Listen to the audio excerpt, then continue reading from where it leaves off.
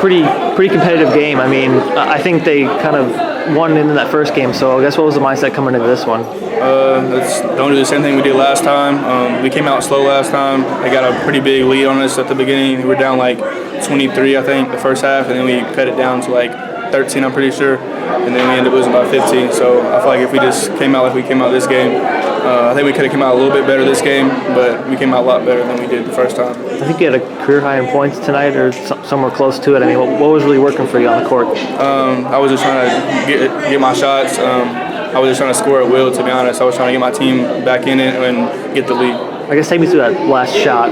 What was kind of drawn up, or what you guys trying to get on that last play? What we drawn up didn't work, so I had to just go ahead and do what I had to do. I drove and I kicked it, but it got tipped a little bit, so got it back. I came off a screen that didn't really get screened. I just pulled it up. I had to, because by the time I would have passed it to my teammate, it would have been the time would have ran out. You're talking about kind of like a score at will mentality. What kind of gives you that as a player? How do you train yourself to be able to go and attack like that each game? Because at this point, I've always been like that, but I feel like at this point I have to. I'm the #1 point guard in the country. I'm not being cocky or anything. I'm just saying I'm the #1 point guard in the country. I got to be like that. I guess it was kind of a pretty big week for you, committed to Indiana. I mean, I guess what's it been like now? Maybe a few days have passed, just kind of the aftermath of that. A lot of followers on social media, a lot of DMs, messages, a lot of love, and a little bit of hate. It goes both ways. Right. You mentioned a lot of followers on social media. I know you went on Instagram Live. You were kind of joking around saying you want number 4 for like Trace to switch. I guess what does the number 4 mean to you? And I've just always had it ever since I started playing basketball at the YMCA with wristbands. I've always been number 4, and I've always stuck with it. Any pressure you feel like has been taken off you now that the college thing can kind of be maybe pushed to the side and you can focus on the rest of your senior season? Yes, for sure. I feel like it's a big weight off my shoulders. I feel like I can just play out the rest of the season without any pressure. You were at Hoosier Stare this past year, right? I guess what did you think of that whole kind of thing? It's always a great atmosphere. It's always filled up with no seats available. Just a super good atmosphere. I think I also saw you mention if you would go to Hoosier Stare, you want to do the dunk contest. I mean, what kind of dunks have you been able to pull off? And I would have to work on some, but I'll probably start off with between the legs, 360 or something. It's a strong way to start. Yeah.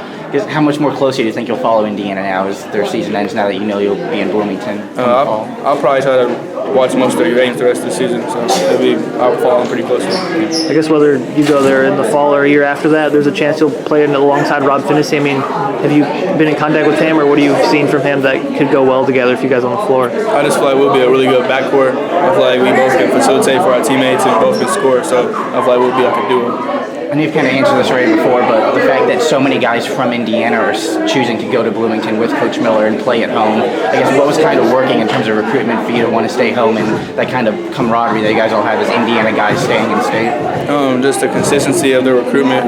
They've been recruiting since my freshman year, and they never let up. They stayed on me. They always communicated with me. They didn't let weeks go by without communicating with me. They always had time to call me or text me. I guess what does it also mean that since you already committed, but Archie Miller still came and came out to watch tonight?